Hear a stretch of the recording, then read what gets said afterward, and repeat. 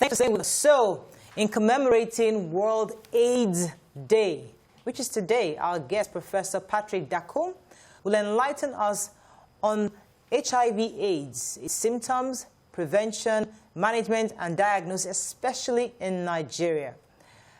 You can call us on 090-241-63440. You can also tweet us at TVC Connect. Please hashtag your TVC so we can read your tweets. So on the phone we have Professor Patrick. Are you there? Thanks for calling. Good morning. Thank you for having me this morning. Good morning. Good morning. Good to have you. So we haven't discussed HIV/AIDS in a very long time. You know, people just seem to have just moved on. You know, the new kids on the block are diabetes, cancer, quite a number of them. But HIV is still very much with us. Could you tell us again what this disease is and exactly how it's contracted and how it's been managed, especially in Nigeria? Well, thank you very much. I think it's very good that the global community has decided on many years back to having a day set aside to bring to forward issues that have to do with HIV, human immunodeficiency virus. And, of course, the disease caused by AIDS is, AIDS. So for us, it's very, very important now because, like you have mentioned earlier on, once you do not keep reminding people of what is still around, they tend to forget it. Sometimes you have something in the house. People live with some kind of debt and they get used to it until somebody from outside comes and says, what's that on the floor over there? And you realize that this is something that has been there, but you never thought about it. So I think it's so for HIV that for a long time we have not been giving much attention to the fact that it still exists. It is still something that you can get through unprotected sex, through transfusion of blood that is infected, through any blood-to-blood contact that has to do with between an uninfected and an infected person. So HIV is still a viral disease that exists. And it is still leading to morbidity, that sickness. It is still a cause of mortality, a leading cause of mortality in Nigeria. So I think these are the issues that we need to continue to focus on. Okay. And as you have mentioned, we still need to focus on prevention. It's a completely preventable disease. We used to sing the song ABC. A for abstinence, and B for behavioral change, and C for use of condoms.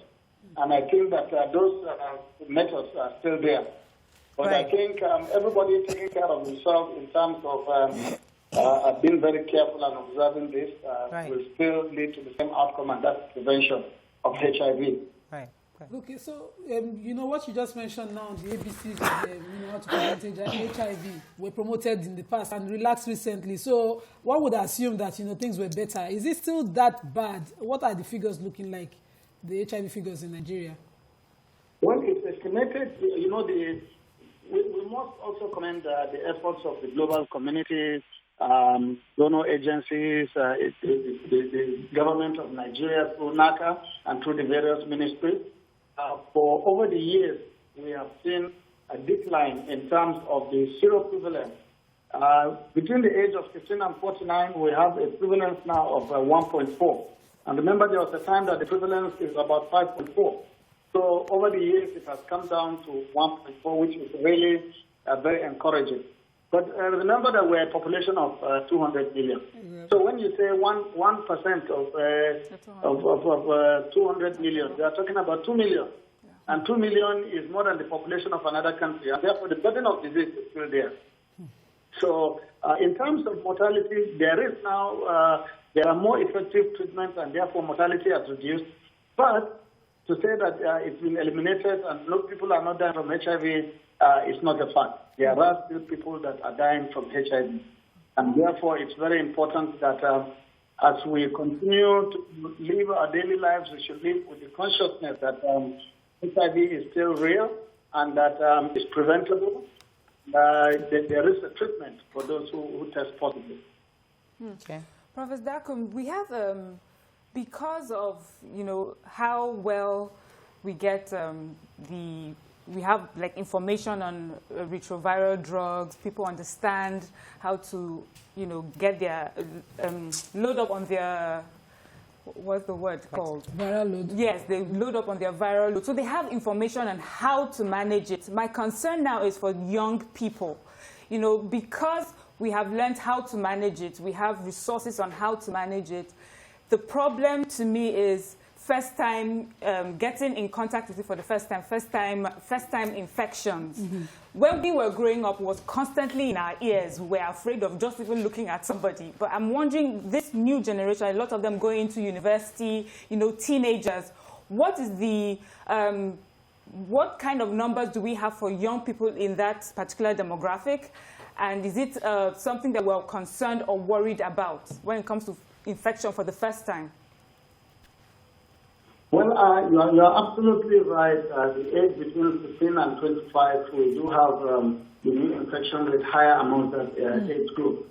I don't have the exact figure off my head, but I do know that that age group is disproportionately affected by HIV. And that's because of what you have mentioned. The risk taking in that age group is still very high. We also do have a younger population of people that are in sex workers. So that also is a driver of the infection. And the message still remains the same, that it is real and that care to be taken. Of course, the message has now been to be tailored to this age group. In a number of places that we work, we also do have support groups for adolescents and young girls. Who are living with HIV, and they now reach out to their peers in terms of peer group education.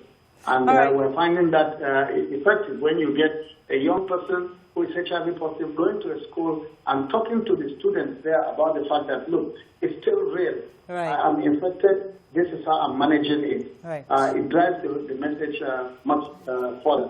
All right, Professor. But, yes, you are right. The younger age group are still vulnerable. Professor, I need you to help me clarify something, because the knowledge we had was that when you have HIV, it is still manageable until it becomes AIDS. That's when it becomes fatal. Is that still factual, or somebody who has AIDS can still be healed and cured? Or is there a vaccine at all to even prevent this in the first place at all?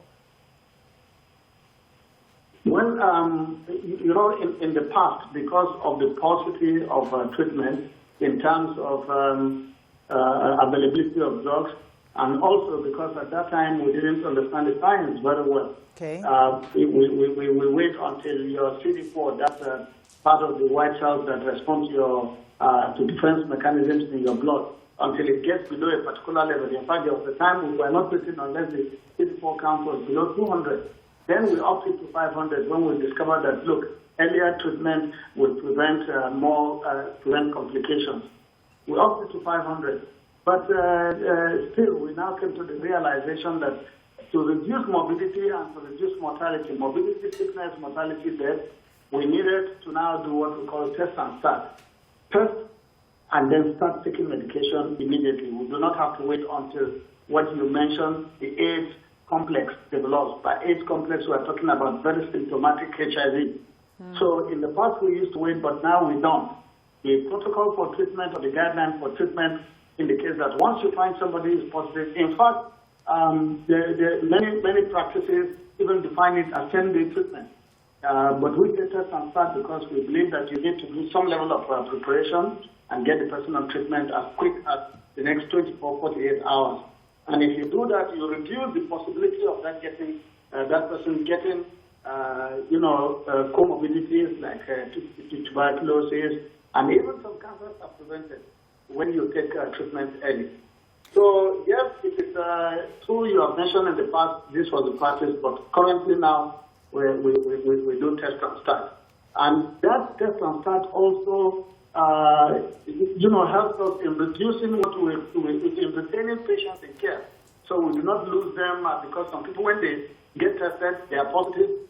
by the time they go to think about it, you never get them back. And getting them on treatment is difficult. Okay. And for as long as they are not on treatment, they are still transmitting the virus. Right. Okay. Professor, we have a lot of, we're in the conversation of COVID-19 and all the comorbidities. Someone living with HIV, is there any reason for the person to be even more afraid than a regular person in this period? Well, studies have been a little bit here and there in terms of the actual interaction between HIV and COVID. I remember COVID is still just getting to about a year old globally. And in Nigeria, we're in the ninth month or 10th month of COVID. So understanding the interaction is still science in progress. However, there are studies that have shown that mortality, especially with advanced HIV, once you have COVID on it again, leads to a higher death among patients with HIV.